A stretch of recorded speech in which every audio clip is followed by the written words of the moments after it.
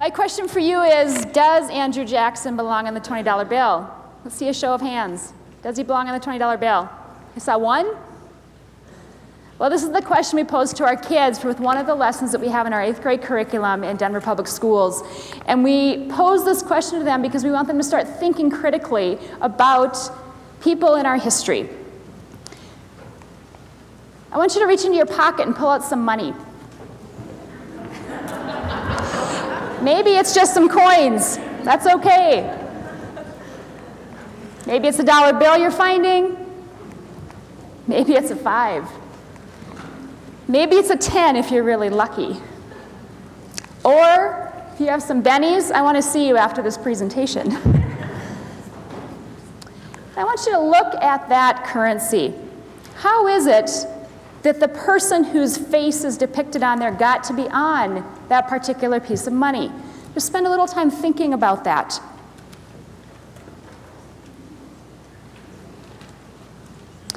We pose these questions to our kids in our 8th grade classrooms.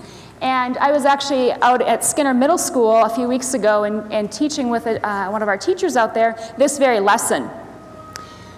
And we had our students respond to this question. And I have a quick video that's going to show some of their responses.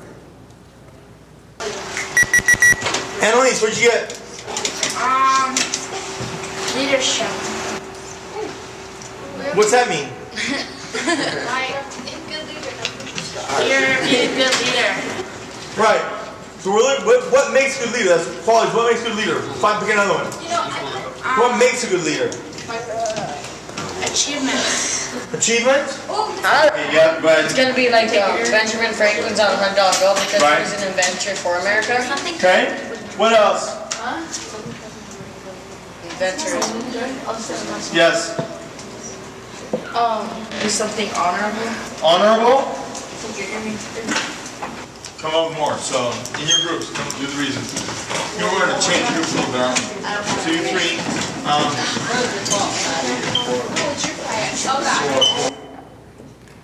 So our students, you may have heard them say, leadership is a way that someone gets to be on currency.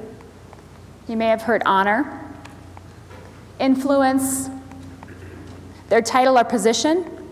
Sometimes our students say they have to be President of the United States. If you think about the ones I asked you to pull out, almost all of them have been President of the United States. And a lot of them will say a white man. Again, if we think about who is on our currency, many of the faces depicted on our currency are white males. And they may come up with some other things. And the reason we ask our students to begin thinking about this is we want them to start looking at how do we honor people in this country? What pieces of history do we choose to remember and think about today? We engage in these 21st century skills that all of us have been hearing a lot about with the new standards that came out. And the first 2 21st century skills that are out there are specifically a part of this lesson that we teach. And that is critical thinking and reasoning and information literacy. And in social studies, I think we have the gift of having done 21st century skills quite well for a long time. Or at least social studies lends itself to doing that. So when they pulled the 21st century skills out, we said, hallelujah, we've been doing this for a while. But these kinds of things beg our kids to start thinking about what is it that we place in honor in our country? Why are certain people placed in honor? And I'm going to put a disclaimer out here. This lesson is not about teaching the entire breadth of Andrew Jackson in our history. There's probably some of you in here who are quite the historians who could tell us all kinds of things about Andrew Jackson. In 8th grade, we don't have the luxury of being able to do an entire year on Andrew Jackson, which we probably could do easily. So this lesson is about having our students become critical thinkers. And how do they start making decisions based on primary sources? And so we give our kids primary sources to think about and to read to then make a decision. So the essential question we pose to our kids is, does Andrew Jackson belong on the $20 bill? And I'll tell you, the first day of class when I pull out the $20 bill, my kids were like, wow, what are we doing today, miss? And it right away hooked them. And they started thinking about, who is this guy? Most of my 8th graders had never heard of him before. And they had to kind of think about, oh, that's who's on that piece of money? And then they start pulling out out of their pocket $1 or a quarter or whatever they have. And it helps them to start thinking about what or who we honor on our money. So with this lesson, we actually have our kids engage in a lot of different primary sources. And the teachers have the discretion to choose which ones are going to make sense for their kids. In Denver Public Schools, we have kids that read at all different kinds of levels in the 8th grade level, as probably many of you do. And so you have to be thoughtful about what documents you choose to pull. And it's really important with this kind of lesson to pull opposing viewpoints. And as all of you who know much about Andrew Jackson, he was a man of paradigm, or he was a man who was quite complex. And he really shifted his views and his thinking, at least politically and out in public, over time. And if you look at, the correction wasn't made here, Andrew Jackson's message to Congress, that should be 1829, not 1929. And if you look down the list, this is only a few of the documents that we have for our teachers to pull from, but it really spans a number of years, from 1812 all the way up to 1830. And one of the documents that we show our students is two letters that he sends home to his wife. And it's about an adopted son that he sends home, and this son is Indian. And the question that we really delve into is Andrew Jackson's Indian policy. And again, there's lots more to Andrew Jackson than just the Indian policy, but that's the particular piece we chose to focus on for this assessment to help our kids become critical thinkers, because it is a controversial issue. And it helps kids then say, I think he belongs on the $20 bill because of this evidence, or I don't think he belongs on the $20 bill because of this evidence. Another piece that we back up and we take some time to look at is, what does leadership mean? And what does quality or positive or good leadership look like? And again, that can bring up lots of different things with Andrew Jackson, depending on who or what documents you're looking at, or where you lived, or what position you were in. You may have different opinions about his quality of leadership. So all of these different documents bring out different sides of Andrew Jackson. And it's really fascinating to be in class and you pull out a letter to his wife saying, I want you to take care of Lincona, who was his adopted Indian son, and have him be friends with our other son that's the same age. At the same time, you read a document that talks about how Andrew Jackson sends in troops because there was a massacre because the Indians were being pushed off their land. And while Jackson didn't initiate or follow through with the Trail of Tears, that was with Van Buren, he did start that process and say that the Indians would be better off on the west side of the Mississippi River. So you've got these different pieces that kids are having to look at. And each day at the end of class, I always pose the question, does he belong on the $20 bill? And some days it was absolutely he does, and some days it was no way he doesn't belong on the $20 bill at all. So as we have our kids engage in these conversations and look at these primary sources, we know that primary sources are difficult for a lot of people to read. A lot of adults have a hard time reading primary sources.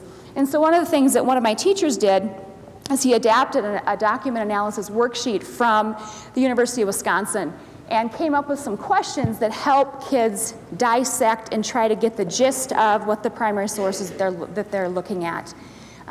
And again, we actually shrunk this so it fit on a PowerPoint slide, but if you would use it in your classroom, you'd want to make it into a worksheet with extra lines on there. But we did find, especially the questions at the bottom, that those help kids start thinking about what is this document really saying. The other thing that we know of primary sources is it depends on what paragraphs one pulls. Sometimes you may have a primary source that within the primary source, it has two different opinions or two different viewpoints. So that's a piece that's really important to talk to kids about. It's also important that we tell our kids that they are seeing a piece of history, not the entirety of history. And I think that's something that kids need to understand, because so often in our textbooks or in any resources we use in our classroom, they're seeing a piece of history, not the entire story. And I think one of our jobs as teachers and librarians is to make sure that we're helping kids understand that. We can never teach the entirety of history, as much as we would like to, because we often teach it from our own perspective. 2 examples of our kids' work. My hope is that you can read this. What this is one of the goals of this assessment is to help our kids cite evidence with their opinion. So this particular student, while it's not a perfect citation, he is pulling one primary source into his response. So he says, during Andrew Jackson's annual message, which is one of the primary sources he got to look at, he speaks a lot of removing Indians. Some Indians were okay with leaving, but most were not happy. The Native Americans were not happy. They say in their letter, "We wish to remain on the land of our fathers. We have a perfect and original right to remain without interruption or molestation. I think this is where Andrew Jackson broke what America was built on. Freedom was what made America." So this particular student is talking about, within this primary source, Andrew Jackson's not living up to the ideals of this country from his perspective. Second example is from this young lady. She says, according to James D. Richardson, a compilation of the message and papers of the presidents on December 7th, 1829, Jackson said, "Involuntarily would be as cruel as unjust to compel the Aborigines to abandon the graves of their fathers and seek a home in a distant land. The Native Americans didn't have a choice. They were forced out, even arrested." Again, this student is pulling from a document she looked at and then giving her opinion about what that meant. The Native Americans were forced out. And these are just a piece of their entire essay that they wrote with their position. The resources that we used for this particular lesson are listed here. Again, I want to go back to the idea of the 21st century skills, and that we're asking our kids to become critical thinkers and reasoners, and we're asking our kids to be able to access information literacy. And what that means is to really understand primary sources, and to be wise consumers of what they're told, and to be able to ask those hard questions, and to understand that history is not easy. That history is told from the perspective of the person telling it, and how important it is for us to truly understand the whole story, to understand and look at multiple perspectives. So I leave you with this quote: "It is only through raising expectations and striving for excellence that our children can reach their full potential." And I truly believe that if we put out high expectations, our kids can reach them, irregardless of what they come into our classrooms with. That we say, this is what we want you to be able to do. We help you get there. We put the scaffolds in place to do it, and I think they can reach those high levels. And they can access primary sources, and they can understand a good portion of history, not just one piece of that. Thank you very much.